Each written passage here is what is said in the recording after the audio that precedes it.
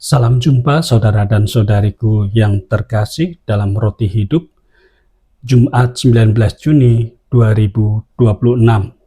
Tema kita hari ini adalah di mana hartamu berada. Diambil dari Injil Matius bab 6 ayat 19 sampai dengan 23. Saudara dan saudariku yang terkasih, dalam kehidupan sehari-hari kita sering menghabiskan banyak tenaga untuk menjaga apa yang kita anggap berharga. Kita menjaga uang, reputasi, jabatan, bahkan kenyamanan hidup kita.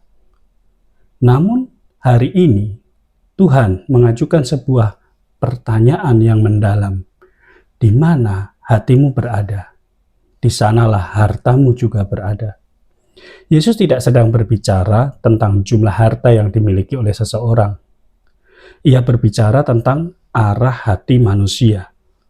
Apa yang paling kita pikirkan, apa yang paling kita kejar di dunia ini, dan apa yang paling kita takuti untuk hilang dari hidup kita. Jawaban atas pertanyaan-pertanyaan itu seringkali menunjukkan di mana arah hati kita berada. Dalam Injil, Yesus mengingatkan bahwa harta duniawi itu dapat rusak, hilang, atau bahkan dicuri. Segala sesuatu yang sifatnya sementara tidak dapat menjadi fondasi yang kokoh bagi hidup manusia. Sebaliknya, Yesus mengajak kita mengumpulkan harta di surga, yaitu kasih, iman, pengampunan, pelayanan, dan kesetiaan kepada Allah. Harta-harta ini tidak akan pernah hilang. Dalam bacaan pertama, kita mendengar bahwa Atalia berusaha merebut kekuasaan dengan menghancurkan keturunan raja.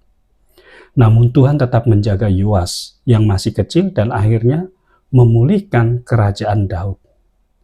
Kisah ini mau menunjukkan kepada kita semua bahwa kuasa manusia itu bersifat sementara, namun rencana Allah tetap bertahan untuk selama-lamanya. Seringkali manusia mengejar kekuasaan dan keamanan dengan segala cara.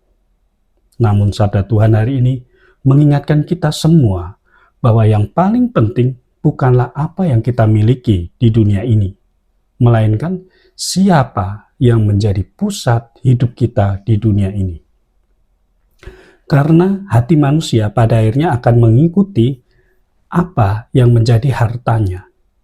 Jika hartanya adalah dunia semata, hatinya mudah gelisah. Tetapi jika hartanya itu adalah Tuhan, hatinya akan menemukan damai yang tidak dapat diambil oleh siapapun.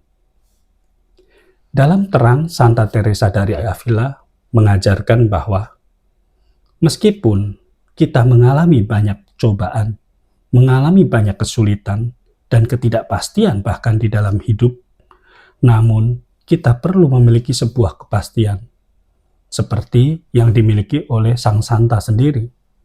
Allah saja cukup, atau yang terkenal sebagai Solo Dios Basta. Bagi Santa Teresa, kebebasan rohani lahir ketika seseorang tidak lagi menggantungkan kebahagiaannya pada hal yang lain, yaitu hal-hal yang fana sifatnya. Semakin seseorang melekat pada Tuhan, semakin ia bebas dari ketakutan, kehilangan apa yang dimiliki di dunia ini. Karena itu Teresa mengajarkan agar hati selalu diarahkan kepada Kristus, harta sejati yang tidak pernah mengecewakan kita. Dalam terang sabda ini, Santa Teresa Avila mengajak kita untuk memeriksa kembali apa yang paling kita cintai, karena disitulah hati kita sesungguhnya berada. Untuk itu, saudara dan saudariku yang terkasih, dari bacaan-bacaan hari ini dan juga apa yang dikatakan oleh Santa Teresa dari Avila, ada beberapa pesan teologi yang bisa kita timba. Pertama, bahwa hati manusia akan mengikuti apa yang dianggapnya sebagai harta yang paling berharga. Kedua, harta duniawi bersifat sementara dan tidak dapat memberikan keselamatan kepada manusia. Ketiga, Allah selalu mengundang manusia untuk mengarahkan hidup kepada nilai-nilai kerajaan surga atau nilai-nilai yang bersifat kekal.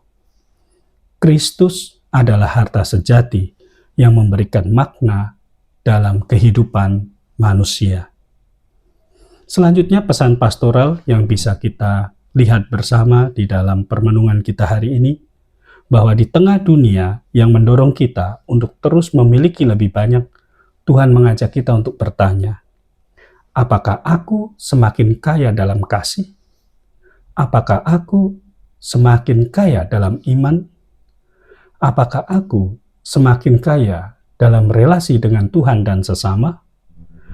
Karena pada akhirnya bukan apa yang kita kumpulkan di bumi yang akan menyelamatkan kita, melainkan kasih yang telah kita hidupi.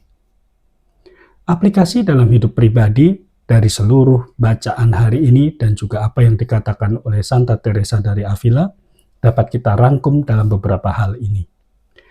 Apa yang saat ini paling menyita perhatian dan tenagaku? Apakah aku lebih sibuk mengumpulkan harta duniawi daripada harta surgawi? Lalu langkah konkret apa yang dapat kulakukan untuk semakin menempatkan Tuhan sebagai pusat hidupku?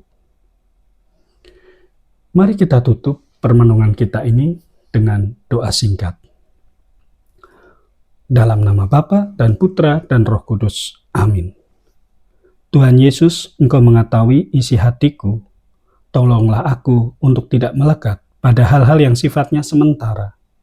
Ajarlah aku untuk mencari harta yang tidak akan binasa, yaitu hidup dalam kasih, iman, dan persatuan denganmu.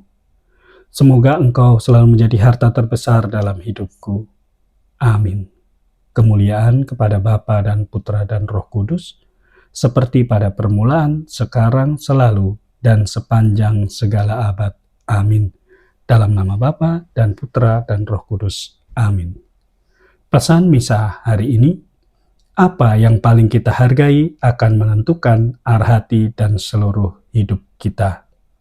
Salam dan doaku, Tuhan Yesus memberkati. Amin.